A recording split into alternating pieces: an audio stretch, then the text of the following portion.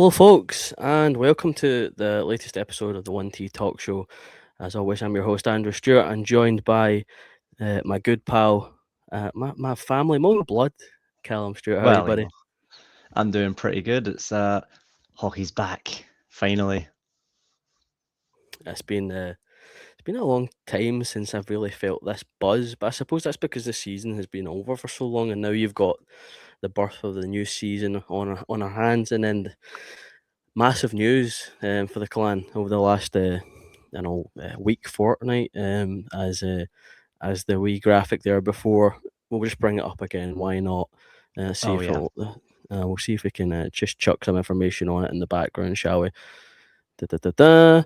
Ice hockey at the Hydro. Cal, this is nuts, isn't it? This is absolutely incredible news. The best kept secret, Jerry Well, alluded to it in the clan chat. Obviously, a wee bit tongue in cheek there, Cal. Just nuts as a whole. What was your immediate reaction when it broke on social media? wow. I mean, the rumors felt like it had been going about for a while. It came out of nowhere, and everyone was like, "Oh, this is clearly nonsense." But then when they actually dropped it and it came out, the fact that we were getting not just one game but three is incredible stuff. I'm very excited for this. The Glasgow Clan playing in Glasgow, it would never catch on. They said it would never catch on, and I mean, I suppose in this case, the dream has become a reality. Let's talk about it. Obviously, we mentioned not just one game, several games being played over the festive period. Obviously, the team from the Clan website, 3 games, 4 teams, one huge hockey event.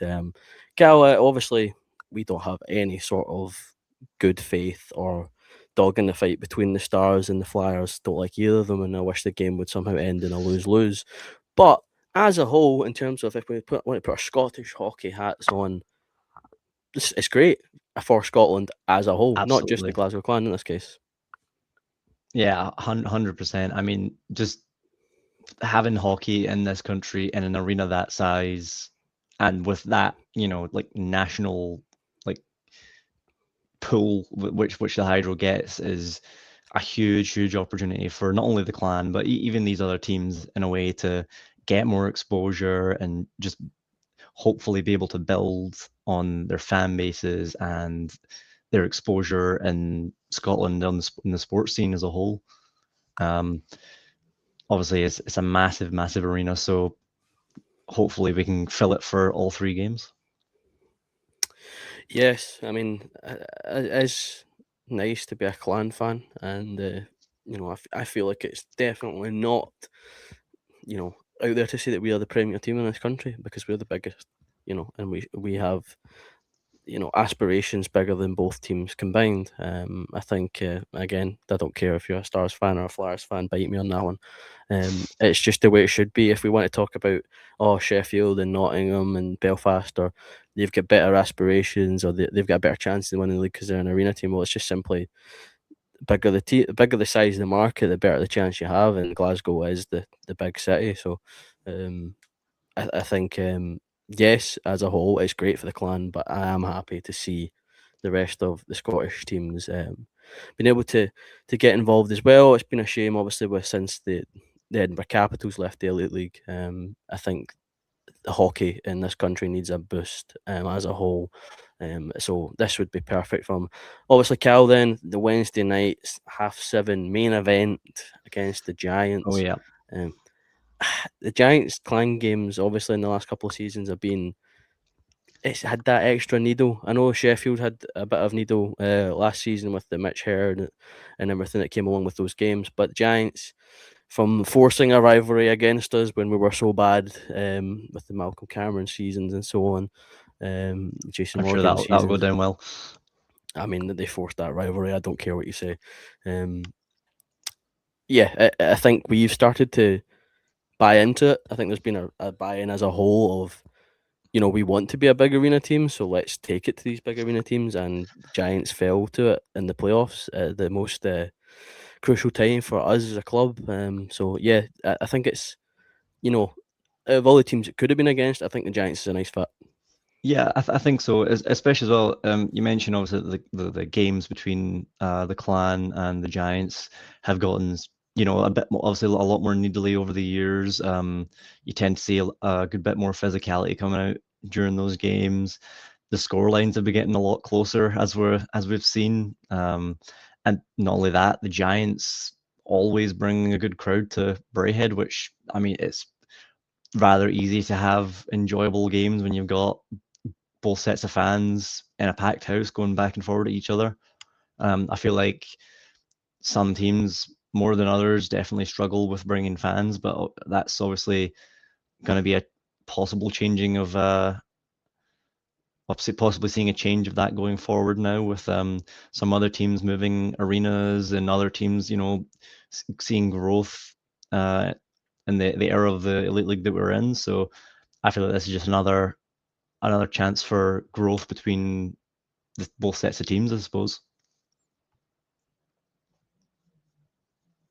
Yeah, I think you're right. Definitely in reference to, you know, I think the Manchester move back to the AO Arena is massive for the British game. I think it's something that the Storm would have been wanting for a long time, and they've got it to happen. I think this is something that the Clan as an organisation would have wanted for a long time, Absolutely. um, and they've made it happen. So again, hats off and top job to many of the teams in the Elite League. I think this is a real good time to be a hockey fan in this part of the world as a whole, and I suppose that is the main thing.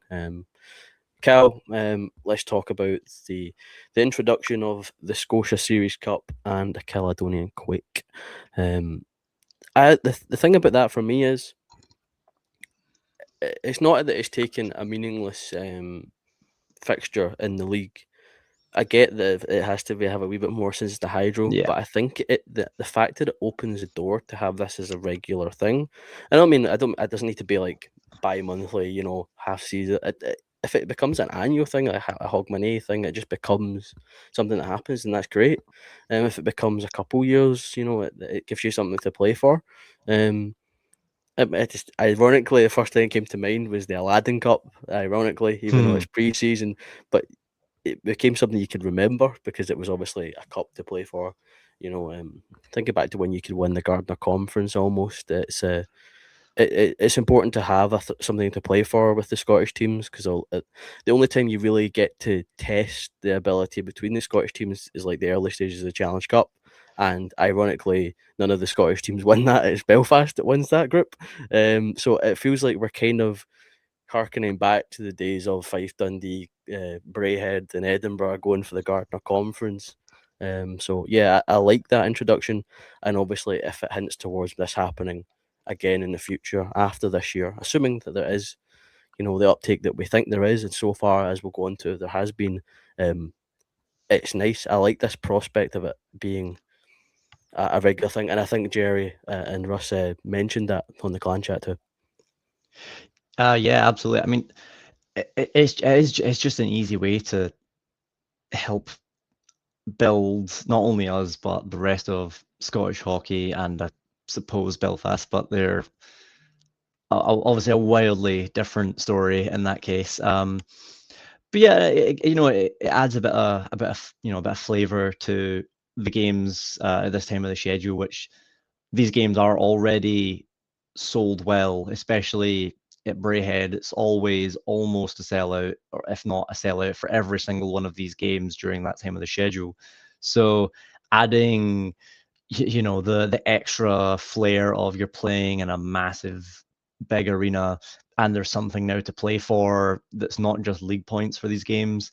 It'll hopefully add a bit more to the fire in the players' bellies, and obviously you'll see hopefully a bit more of a playoff style of hockey. I would say I would definitely hope so. Well, we've alluded to ticketing sales, as well as the fact that the regular season in most occurrences around the festive period is a good seller for the club. The club, before we went to record this one, as of it's currently 7:05 on the 26th of the 8th, the clan gave us the pre-sale update. 4,000 plus tickets sold. Obviously, there seems to be a lot of chaos this morning for some people on social media. It seemed that it Yep. was a mixed bag of it worked really good for some people and it worked really bad for others. Personally, it seemed to be okay for myself and my family. Um, but just overall, 4,000 plus in the early stages is a real good sign. And this is obviously, as we said, pre-sale. You're getting close to what payday people have been paid. Some people are getting paid at the end of this week. So general sale will be, I suggest that whatever's left will be going as well. So all round, Yep. it's a good start, and it shows signs of what the rest of this selling process could be like. Absolutely. I mean, you look at it. If that's 4,000 tickets sold over both days, that's what we have around 2,000 season ticket holders at Brayhead. So that's roughly around the season ticket holder limit already beaten. If it's saying 4,000 plus, you've got the Oval Priority queue as well, who also have access at the moment, and we haven't even hit general sale yet for the other, no doubt, 1,000 odd fans that maybe attend Brayhead during that time. um, and this is only on the first day. There's still months to go until these games roll around. Who knows what Clan will be like in the league by that point? Hopefully near the top. But if that's the case, people will be even more excited. You'll see more people looking to go, possibly last minute, just for the excitement of maybe we have a good team this year by then, maybe we don't. Maybe it's get behind the team and they need an extra boost. Who knows? But like the fact that we've already hit the season ticket limit just shows that maybe a lot of the negativity that was initially online, which I definitely saw a lot of negativity towards the event, is maybe kind of been shrugged off after a bit of hindsight. So I'm absolutely delighted to see that that's where we are currently. So let's talk about that then. So obviously, the festive period at the Hydro, one of Scotland's premier events locations. Um, with that, there seems to be an extra commercial boost. I think the Clan have been pushing this to the right avenues. There seems to be buy-in from companies, especially in that entertainment campus or events campus already there in the city. For me, I think if I was an executive or a chief at BBC Scotland, knowing that we have our own regional channel again, Hogmanay telly is rubbish. Um, Especially since they got rid of All an Excuse. That's just me. I used to love All an Excuse. But there is nothing on the telly.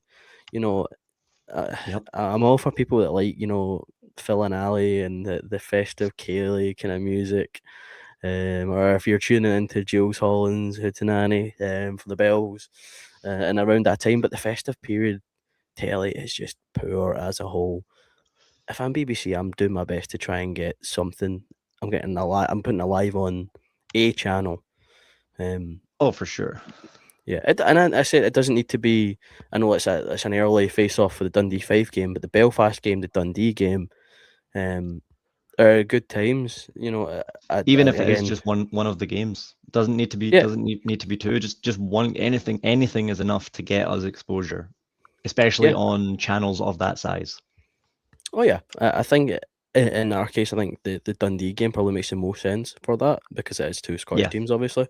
But anything would be a positive. I don't know if maybe Premier Sports having their hands on us as a club will maybe try and do something. But I think for the opportunity that has arisen from this, arisen, um, I think if you could push it onto Scottish mainstream TV and a yeah, sort of free to air that BBC Scotland is. I think that would be massive for again massive for the game, massive for the club. But overall, as I was saying there, it's commercially this is a really solid opportunity for the club. absolutely. I mean, we have already seen that this news of Clan playing at the Hydro. It's already made STV news. Why stop there? I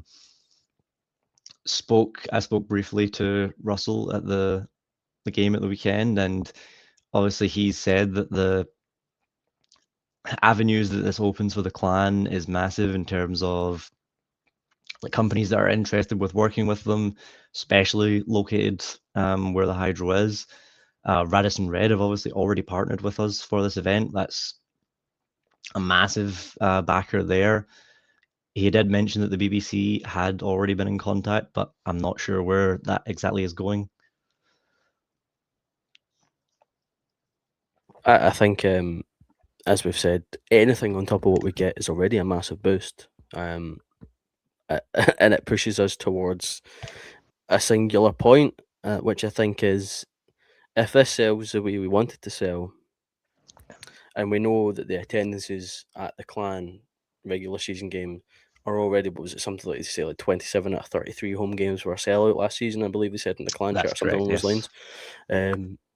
What are the aspirations for the club as a whole? Because we've seen it in the past. There was the arena argument back in the day. Have we outgrown Braehead Arena? But into Braehead Arena as it was back then. And where does the future of the club lie? As you said, the Manchester going back to the AO, even previously Cardiff moving to, was it now called the Vindico Arena? Is it The changed Vindico, hands again since yeah. the last time I looked at it? Has it changed to the 12th time? Um, I suppose there it's with Cardiff, there with Cardiff, the argument is the Vindico already too small for the Devils? Well, yeah, yeah. Even in that case, that has been brought up, and what Todd Kelman's already been talking to the support at the Devils for that, about what they can do in terms of expansion.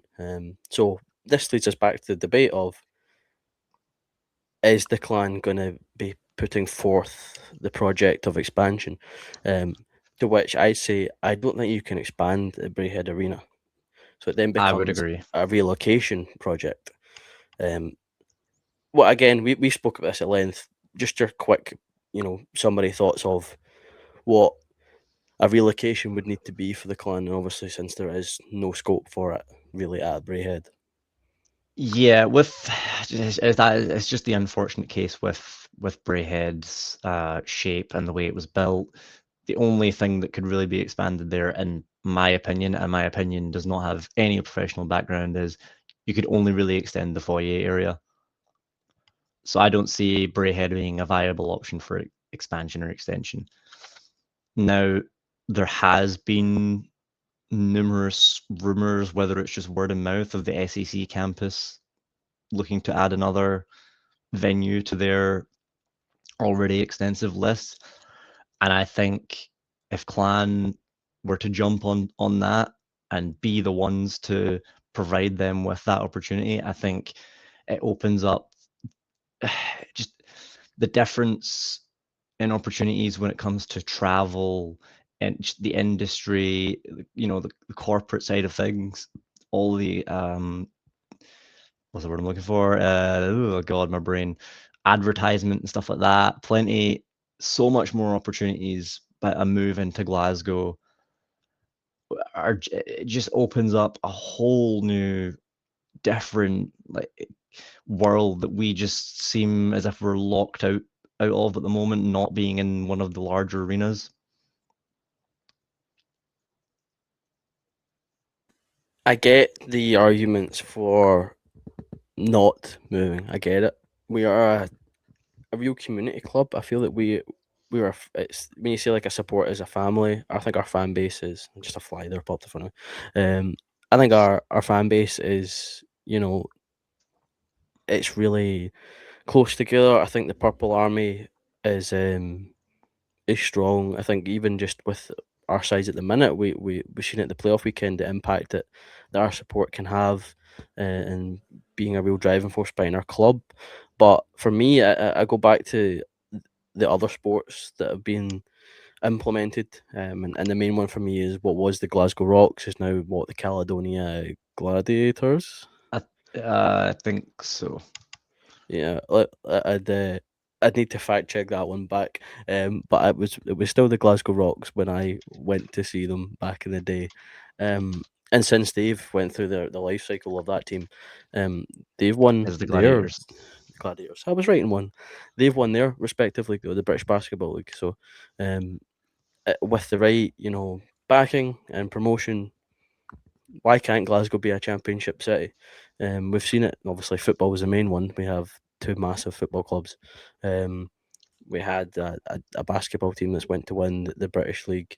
The Warriors as itself is a great Well, team as well. Obviously, Scotstoun is a bit yeah. different from the entertainment And campus. I do suppose the basketball is now East Kilbride, Is it if I now remember called? if I remember well, they're based that way, I believe. So they've moved then, Kel, is what we're talking about.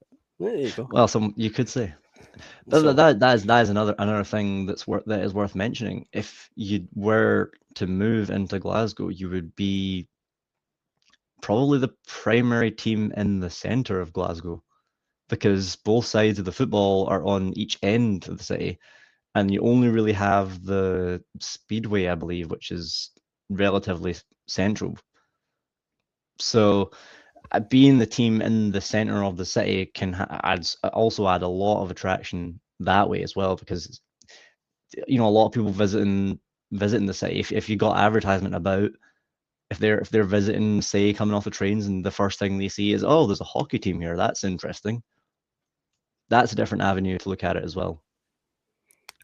I think the fact that you can make the argument the Warriors obviously being rugby a traditional sport to Scotland, but I mean the Rocks back in the basketball is a North American sport. I know it might have links to here, but North America obviously the NBA is a big one you think of for basketball, similarly to the NHL with ice hockey. So I think that would be my main thing as to why can't we be a big market team that drives the product for British hockey? Um, we have ran round the circles about this hydro move, this hydro collection of games, and then we've linked it to the clan having aspirations of maybe having a new arena in itself. We do have some actual physical hockey to actually discuss. We've gone through That we team do. lineups, we've gone through signings, we've gone through the breaking news. Let's actually talk ice hockey. 22 and a half minutes into a podcast about ice hockey, shall we? Um, we're getting used to this, folks. We really are. But the homecoming event and the first pre-season game for the Glasgow Clan took place this past weekend. Let's touch on the homecoming event first and foremost. Clan. I called you Clan there, Cal. That's awful. That's high I praise, mean, high praise. Cal Clan Cal. Uh, yeah, I've lost my train of thought there. That's poor for me. I've had a brain block. The homecoming event. So we went for the whole day, obviously. We did. There were some good points and there were some less good points, is what I would describe it as. First of all, high praise from me for the her 3v3. I think that was Yep. a real good showing as a whole. Some real good games, fast paced. The one thing that takes, the cake for me in that event, the sellies. Every goal had a major Yeah. selly, and I love to see that's one of my favorite things about the game is when you can hit that killer selly when you score some really good goals too, some good snipes. Yeah, Um, absolutely. so that's a massive, massive win. Obviously, Team Ireland won that on the day, a Scotland Ireland final. Scotland, I thought looked really good throughout the tournament. Some real talent on the team. Some big So yeah, comebacks from Scotland well, that is true, but in obviously by very typical attitude, fashion. yeah, it's very, very Scottish. But yeah, a massive, massive congratulations on that event as a whole. Let's then go into what was the Q&A. I got one of my questions answered. Yes, get in. You did.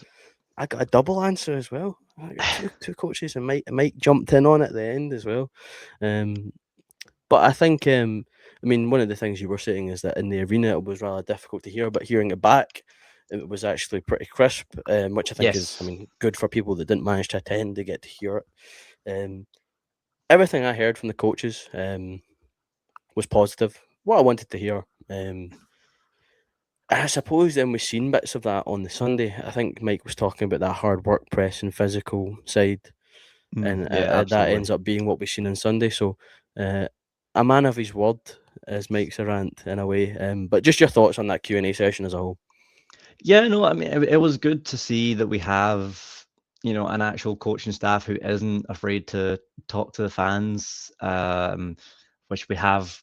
kind of been burned by in the past previously. But I mean, what they talked about was pretty much what we wanted to hear. We were going to play, a style of hockey that was going to build upon what we saw near the end of last season, and we were actually going to, be look, competitive looking, hungry for the puck, physical, which we absolutely saw a lot more of. The main one for me was obviously welcoming back Stephen Burnstow after his lengthy time away from the club, after he finished his career and then moved into coaching. And then just his talk of how they were going to handle the power play, how they were going to improve upon that, as that was obviously what just about everybody identified was a major issue we had last year. And then on Sunday we might not have scored, but our power play looked significantly better. We retained the puck and we didn't give up, multiple shorthanded breakaways, which is an improvement in my eyes. Just to jump onto that power play chat, I mean, this is a Clan side that were bottom of the league on power play percentage last season, and you might say, but Andrew, the Clan weren't bottom of the league as a whole. I mean, and you think of how good our season ended as, but it was just awful. Our power play was dreadful last season. We could not get it to work one bit, but I was happy to hear that it was a priority because, in my opinion, it 1,000,000% was a Absolutely. priority. I mean, even strength scoring is great, but with how physical this league is, how gritty some of the games can be when you're on the power play, you kind of Need to should take your be. advantage. You need to be potting goals, and that can make 1 goal games be 2-0 games, or 2 goal games. It can make a tight result a a more relaxed result. It piles on the pressure, like when teams take silly penalties. It changes mindsets of teams coming in to try and rough us up. That if you end up in the box, we will make you pay on the scoreboard. So, yeah, I mean, obviously, to then jump ahead, um, that was good, and we've seen that on the Sunday. Also, our penalty kill was relatively good on the Sunday, I would say. Obviously, not a great sample size. We've only seen one power play, One, one one, penalty one kill, for one, yeah. but yeah, 1 for 1 in the PK, which is good. Yeah, I think the Q&A was much needed to give us a kind of a landing point for where we were so far, and what the coach's Absolutely. thoughts were. Um, let's talk about the alumni game, Cal. What Oh was your boy. favourite point of the alumni game? And I'll give you 15 minutes to figure out a point that you liked. And you can't say Gary Russell because I'm going to say Gary Russell. That was going to be my answer. Unlucky, son. Well, I might need the full 15 minutes for this one. Um, I mean, seeing Matt Hayward back, always an absolute bonus and a genuine pleasure to see him back in the building. The man is Mr. Clan himself. Um, so yeah, that would have to be my answer for that one. Good to see the other guys, Peaks as well, Dunbar, also getting a shot. Again to see Coach Burns still putting the skates on, showing that he does still have it. He is still the premier offensive D man. But it's good. Let's talk about the John Dunbar remontada, almost the comeback. Well, we always said when John Dunbar signed it would be a revelation for the Clan, and it didn't quite end up being that way in his tenure at the Clan. But he seemed to make up for it in the 3v3 tournament. I'm just gonna take the puck, deal with it. Yeah, I Kind think he of woke up with kind of run. Pavel Datsuk's stick that morning or something. Like, all of a sudden, he was just pulling out deeks on absolutely everyone, which was hilarious to watch. If I had to put it into words. This is where we're gonna go off piste a wee bit because you mentioned Matt Haywood. I would like to mention Matt Haywood, but I feel it would be amiss from a I'm going to make a comment that people might not like standpoint, which is it was great seeing Matt Hayward at the event, but an absolute disgrace that Matt Hayward was at the event and wasn't the one going up on the wall. Um, I 100% agree. do we want to talk about this again? We talked about it in the last episode. What was your thoughts on his Hall of Fame package, the video, Cal? Well, apart from the lack of sound, Well, there was that. Yes, that was quite difficult, shall we say, from um, a media there point of view. we we then saw what, two goals, and then One of them was in the crease already. I might add to that, by the way. and then the rest of it was just a collection of fights. Can we put Anthony Joshua up on the wall? Great fighter. I reiterate my point from the last episode. If we're going off of that, how is Jacob Doughty not a Hall of Famer? I'd raise you. How is Zach Fitzgerald not up on the wall? You're gonna say, "Oh, Chris massive." Frank, He had massive importance to the club, though. What Zach Fitzgerald as the captain and the coach at one point isn't important to the clan. You know, I don't buy it. I really don't buy it. You've got like Matt Becca is in the top three in points all time. You know, Haywood's second in points all time. Granted, the more games, but it's Matt Haywood. you had other candidates in. For the love of God, it's Matt Haywood. Uh, I'm not saying that I would have been pushing for it to be Becca this season. I didn't think we needed to do a Wall of Fame again this season. I'll also agree with that. Yeah, we're for the life cycle of the club. I think we could give it a few years and then pick it back up. Um, I also think it shows the sheer drop off in the club's stature. The fact that you've gone from the names up on that wall down to Dyson Stevenson. I mean, I think Scott Pitt would have been up on the wall at some point. All time point scorer, he can't not be. Absolutely. And cult hero, been here for a lot of years. He went to Manchester, he came back. Across two stints at the club, consistently putting points on the board. I don't get it with Dyson Stevenson at all. Yeah, following up from the last three players that went up there, that being Pitt, Keith, and Fritsch, if I remember correctly. As you said, it really does show how bad it got between then, the gap in between, and where we are now.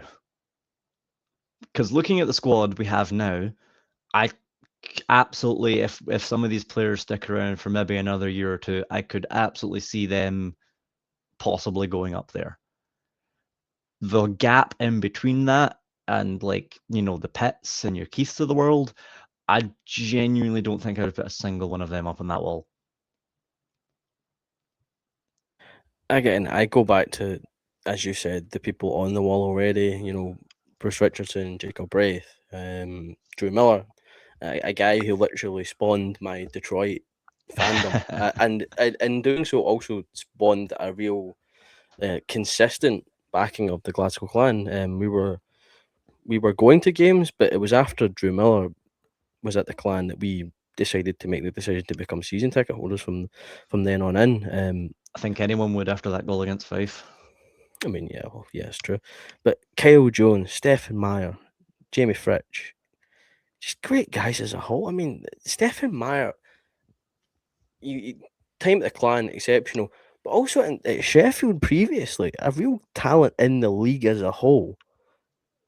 It, the standard has dropped. Player like Ash Goldie, captain, Yeah, point getter, took us to a playoff weekend. He had a good game against He ran Belfast to the wits end in a playoff quarter final.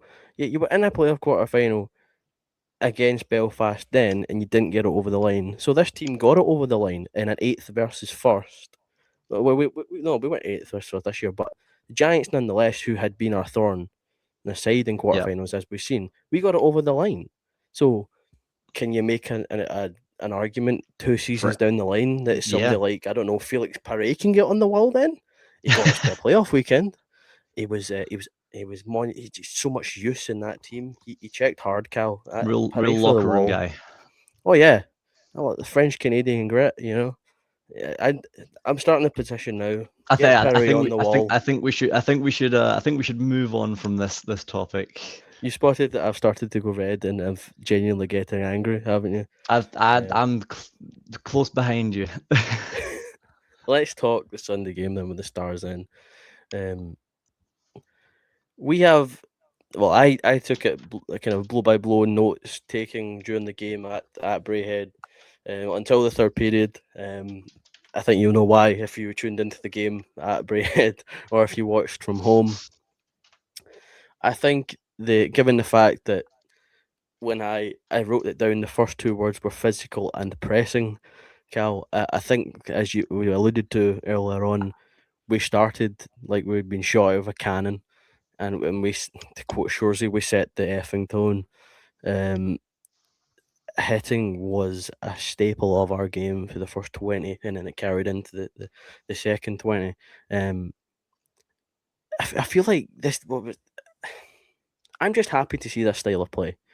You know, if you're gonna come into our bar and you think you're gonna win, you're gonna have to absolutely earn it.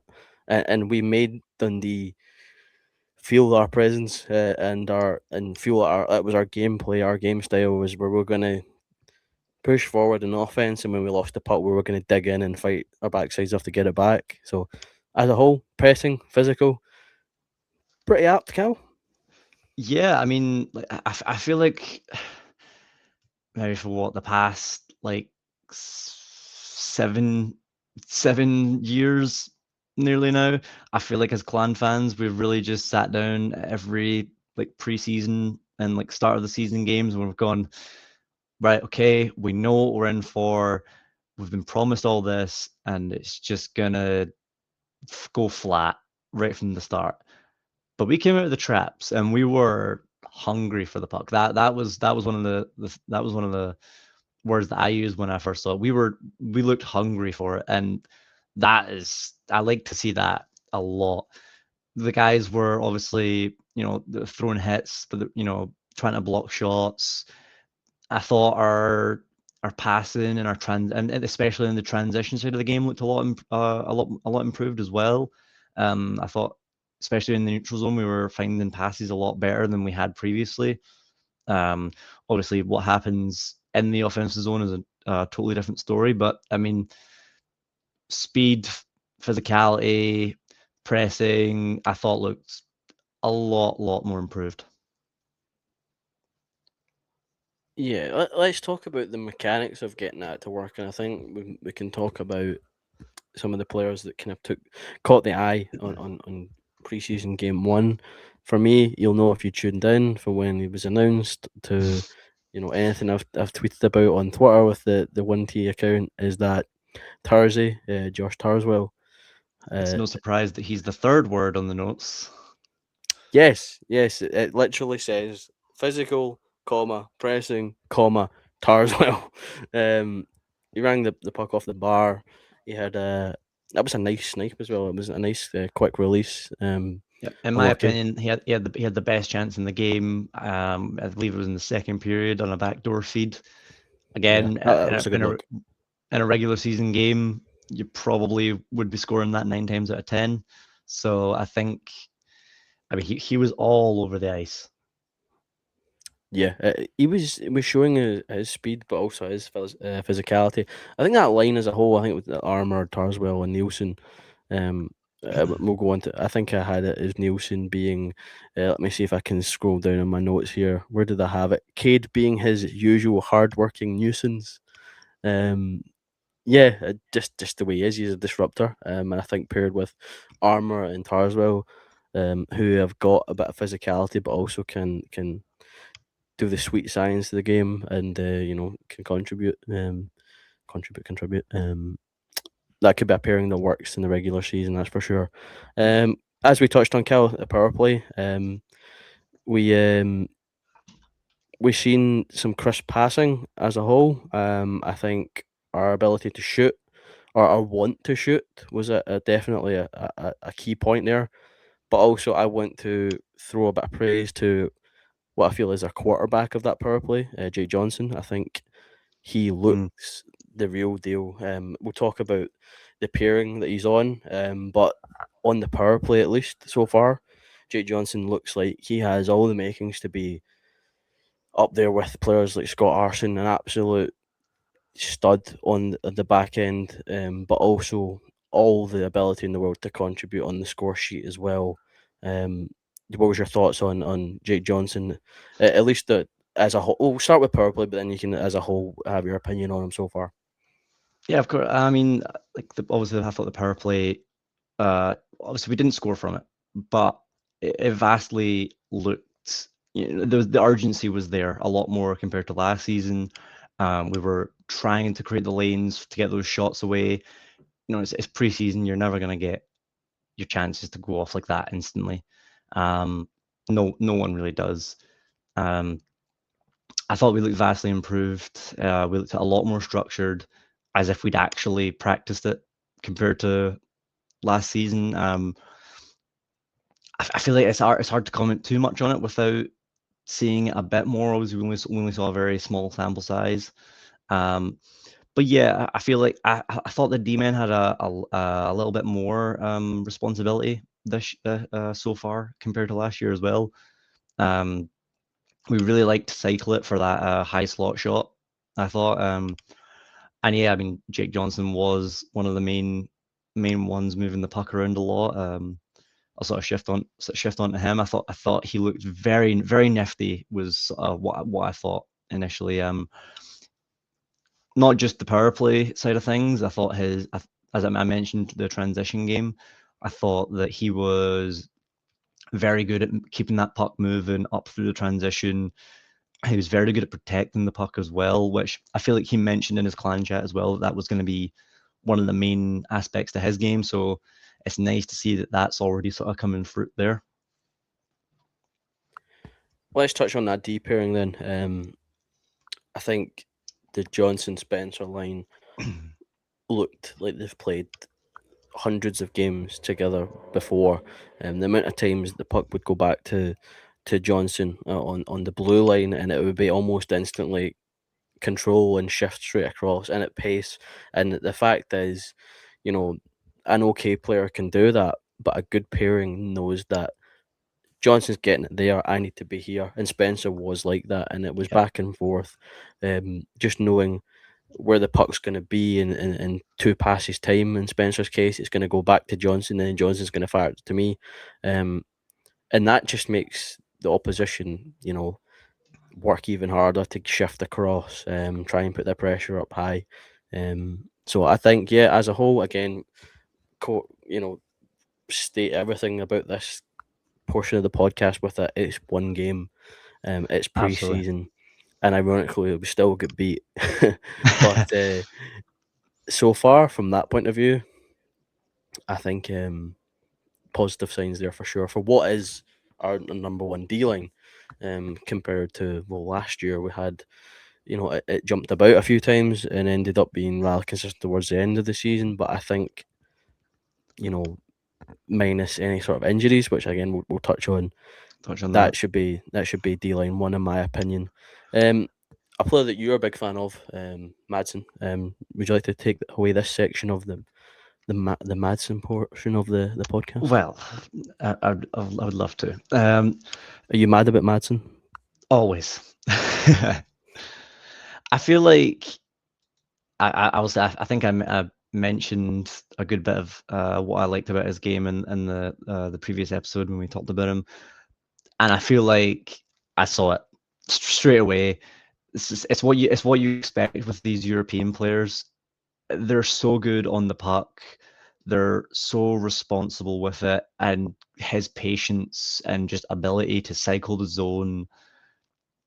It felt like something that we maybe thought we were getting a bit of from Burke last year. Only Madsen, I feel like, has that extra bit to his game where he will not just fire that pass where he wants someone to be. If someone's not there, he'll realize it and then he'll still make another good play after that point. Just the patience, and I think that line as well looked really dangerous. That's another thing to point out. That line that he was on looked really really interesting and really dangerous, I thought. made a lot of chances. Thought the cycle as well, just the cycle in the zone when he was on the ice. I mean, I think I counted in the first period, like I think he skated the full way around the zone, made a pass, and then we skated all the way around again without a Dundee player touching the puck once. So yeah, I mean, I love my European style players, and he fits that bill. I was half expecting you to mention Rasmus Bjerrum there, but I'm going to move on before you Well, get a chance to do it'd be so. wrong if I didn't. Oh well, there you go. There's your Bjerrum section covered. Let's talk about Michele Teppo then. What was a sore one for sure. Clan yet to really comment on it. But your first viewing of it, it's not great.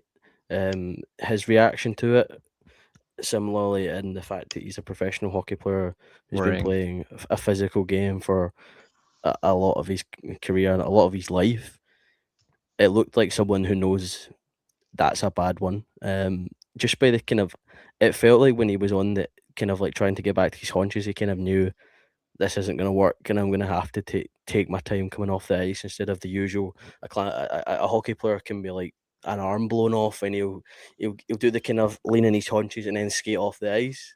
But that one was like a no, I'm not getting up here by my own free will. So obviously we're hoping to hear some positive news about it. Whenever the clan posts about it. But yeah, first of all, Cal, it's important that he is taken care of in this case because it definitely a sore one for sure.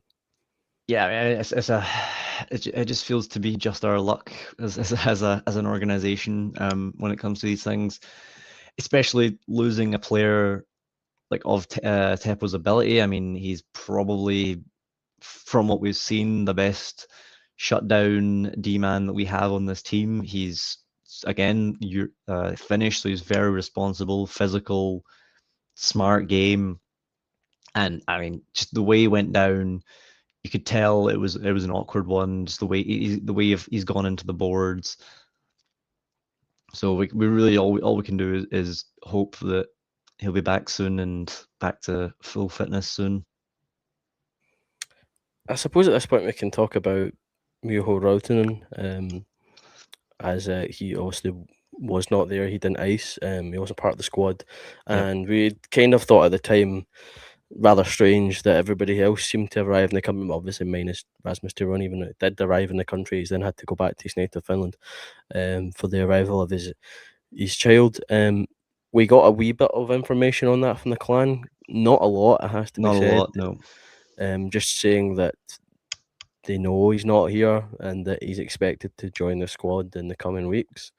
Um, we've seen this with clan before, especially back in the day. Ironically, it seemed like the Challenge Cup group stage was essentially our pre-season because guys didn't arrive in the country for pre-season, and we were instantly playing catch up. Whereas the whole squad was here minus Rautanen, essentially. So it was rather strange. But your thoughts on that one? Yeah, obviously they kind of started posting the player pictures when the player in the changing room when the players all started to arrive, and then they kind of gave up halfway, which I thought was strange in itself. And then kind of posted saying that everyone's here for the player initiation, and we get to training camp to find out that one of the first players that we had announced wasn't in fact there, and we only really found that out today. I I find that a bit strange. If there is a reason for it, then obviously who are we to say as fans? Um, I hope I hope he's here. I hope he's here soon. I hope he's up to fitness, and yeah, would be nice to see us at full strength soon, because if we might not be for a little while again, which was really one of the things that kind of bit us early on last season. And again, I feel like as well, it's worthy to say shout out to Alex Forbes for filling in on defense yet again. Yeah, Forbesy looks strong. That's for sure. Do we want to talk about the first instance of ref ball for this season, Cal? I think we can Because make a it was passing I think infuriating. we can make a passing comment. Yeah. Yeah, it's not a good look when Spencer gets he loses his stick, then gets decked, then gets headlocked, and somehow ends up with a 5+2 when their boy only gets two. The theory didn't seem to, or the maths didn't seem to add up personally, in Yeah. my opinion, for that one. I mean, my only guess is that he's well, his glove ended up on the ice. Have the refs One perhaps? glove, one Yeah, singular have glove, the not both. yeah, have the refs perhaps assumed that the Dundee player who was laying on top of him was perhaps somehow the one losing the fight? I mean, I would love to know, but for me, it was two for roughing. But the fact that they've added on two to roughing onto his already 5 minutes fighting, I don't understand that personally. We need more key match incident panels up here. They get rid of it in football. Let's keep it in ice hockey. I think I'd like to hear a referee analysis on that one as to why that was given. Because at the time, I seen him go over to the box and he kind of did the hand gestures at rapid speed. So I was kind of going, so what is he called there? And then I seen the extra two go up on the board for us, and I was like, okay, that just doesn't make Like, any sense doesn't at make all. any sense. So yeah, first instance of ref ball preseason Dundee. You have it marked in the calendar, folks. Let's go on to the rest of the kind of game, Cal. We'll kind of breeze through some of the other kind of major incidents. We'll touch on the goals conceded. I'd like to give shout outs to Liam Sully. I think his glove looked sharp, is what I've got it. Looking quick. Yeah, I You've think mentioned I added on. Calvin. Yeah, I think that was my main worry with. I think I mentioned that in the previews, and I mentioned that to yourself, obviously last season. That just I was down in Sheffield for the 8-1 thumping down there, and compared to that, I think he looked a lot calmer in goal. There was a lot less frantic moving about, dropping of pucks as well. As you said, his glove looked red hot. So I'm very happy to see that we might have a very good tandem after all. But again, it's one preseason game. I suppose we shall see this week if Rasmus is back in the country or if Sule will get the nod again. I'm eager to see more of him. Yeah, I think if you're gonna, you know, we only seen a relatively small sample size of him last year. Obviously, he getting brought in. Um, Sammy was the number one in a lot of the support eyes um, throughout. Even when he came back from injury, there was always the okay, it's Sammy's job. It's not Sully's by God given right to be the number one keeper.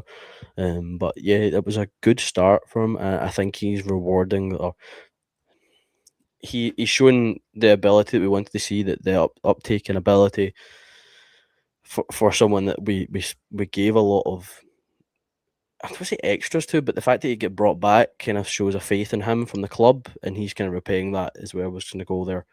Um, but yeah, as I said, small sample size, one game preseason. Let's see what it's like over the next stretch.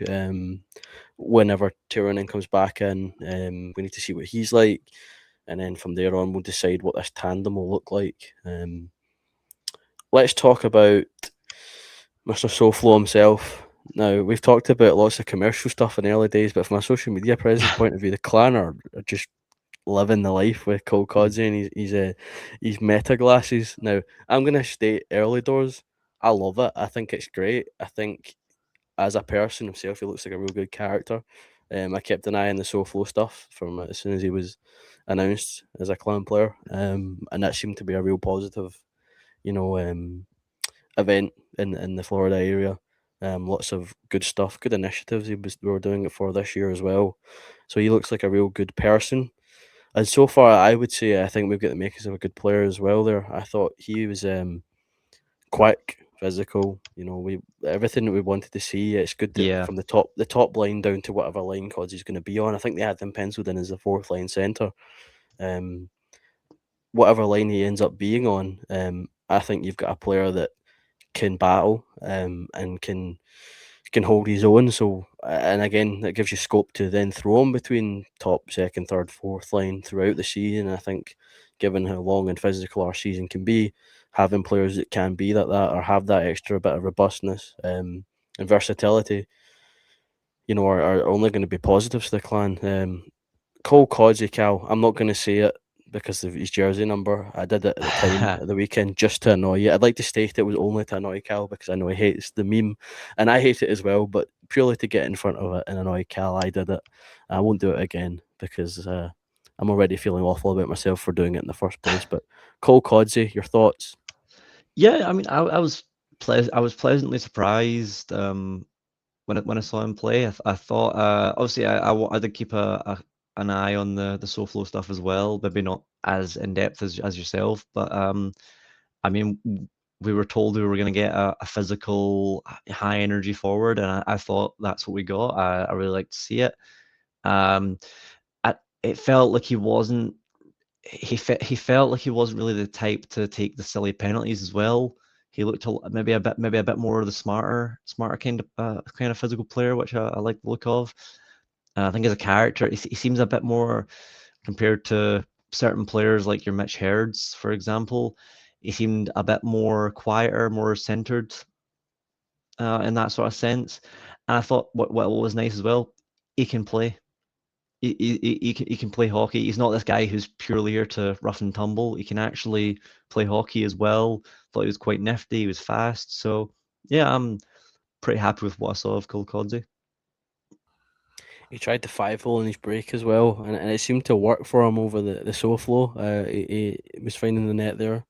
In that 5 hole, that kind of shifting but in 5 hole shot worked for him quite well in that tournament. But he was robbed on Sunday there. But yeah, good signs as a whole. Um, the game got away from us, Cal. I think in the third period, obviously there was a goaltending change. Um, Yeah, I think you can choose to either read into it a lot or you can read into it very little. I'm in the you read into it very little because it's such a I was going to say a meaningless game when it really isn't, but it's a real kind of first taste of a elite league quality opposition for Norton, and you know you've come out the dressing room. You obviously you took part in the warm up, but there's been 40 minutes of play played where the opposition have got up to speed. They've got their lines rolling. 40 yeah, minutes in the legs for his defence and his forwards in front of him. I don't think you can be too harsh on the lad. I think we knew it wasn't going to be a Carey Price right out of the gates. That's never it's never how it's going to be. Um, I think he did make some saves on top of obviously the goals that we conceded. But I think any sort of negativity about it really needs to be toned down with the fact that it is so early on, especially in his career. yeah, for sure. I mean, he's a young lad still. He's obviously when he signed here, it was mentioned that he's here to learn the game as well. That's a major part of him being here. And I thought he looked serviceable. I mean, the the three goals he let in, I believe two of them were 2-on-1s. It's not exactly an easy feat even for the starting import goalies. Shout out to both of those guys. Both of them played excellent. I thought the Stars goalie looked really good through the 40 minutes for a guy that's 23 years old as well. I think that's also a fair thing to point out. I mean, that's a lot of pressure coming into a game in the third period when it's tied at 0 and you're a young Brit guy getting your first taste of elite league minutes. So I mean, I'm also in the camp of choosing not to read into things. I think we got a good 60 minutes in the legs. Um, we know what we need to work on now. I think that's obviously going to be seen to in training. We obviously the guys have been back in training this week. We got two more games to look forward to this weekend. Where you know You might see Norton get more game time. He might look more comfortable. Who knows? We might have our missing guys in. It's obviously very hard to tell at this point, but yeah, very happy with how he looked for a first timer. Yeah, I think overall for preseason game one, of course you would have liked resounding 5-zip shutout victory where, everything looks brilliant. But equally, I don't think I've been to a game where we've lost 3-0 and gone, it wasn't too bad. Whereas Yeah, I definitely felt like that leaving the arena on Sunday was that, you know, a shame we didn't win today. I would have liked to see us win today, to set the tone and that's a good start. Welcome back. Here's a win against Dundee. Um, but there was enough to go on where you think, well, that's progress. I liked some bright sparks with individuals. The unit started to look like they were clicking. Whilst also being scope further to improve. So overall, no complaints. Obviously, don't get into the habit of losing 3-0, but absolutely uh, not. Yeah, by all I means, if mean, you can play well for the next 60 minutes and get a win, then I'll take that every day of the week. look at it this way. I'd rather get the stink out now, get the stink and all the issues ironed out right now. Where we've seen them, and we still played well. We saw the issues, and yet we still looked really good. So we still have 4 games of preseason to go. That's multiple weeks of training as well on top of that. So I mean, if you can show me an improved performance in the coming weekend on top of what we saw last weekend, I think you're only looking upwards from there. Only looking upwards from there. Yep, another weekend of hockey ahead for the Glasgow Clan. We'll be there as always. Before the obviously we're getting to that final week of pre-season before the start of the real games Challenge Cup openers. Obviously, we go away to Fife in the league opener, or in our first game of the regular season before coming back home the Sunday night to play Belfast and what will be a massive first test for the club. But I think we'll wrap it up there. Just over an hour, we've talked a lot of stuff. Homecoming to Yeah, Hydro. Um, I think it's been a real good episode, Cal. Thanks for joining me again, bud. yeah, it was an absolute pleasure to be positive and talk about hockey like this. So we're finally back. It's starting to feel real now. Yes, yes, it is feeling real indeed. Yep. Thank you for joining us.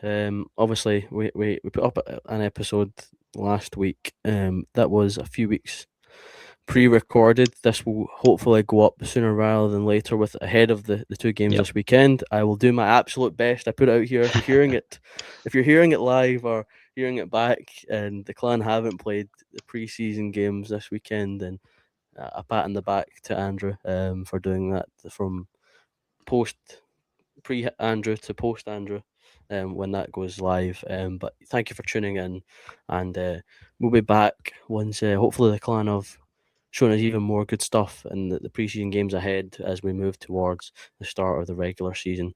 Thank you for tuning in, and we'll see you next time. Thank you.